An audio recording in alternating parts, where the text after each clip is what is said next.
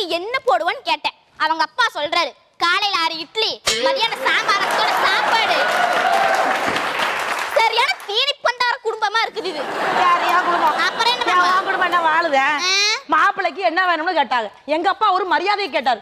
மோதிரம் எடுக்கட்டுமா, செயின் எடுக்கட்டுவான். இந்த கேடு குடும்பம் என்ன தெரியுமா சொன்னுச்சு? முதல்ல என் பிள்ளைய சாமியில் எடுங்கன்னுச்சு. சரியா? என் பையன் அடிக்கடி இந்த மொழி பிரச்சனைக்காக ஜெயிலுக்கு போவாமா வருவான். உனக்கு என்னடி வருது அதுல?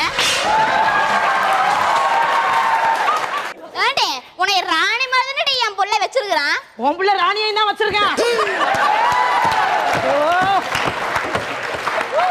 என் பையன் மோதிரத்துக்கு கை கட்டணும். எங்கடி ஓனதெல்லாம் தெரியாதா உனக்கு? எங்க அப்பா 5 விரலுக்கு 5 மோதிரம் போட்டாரு.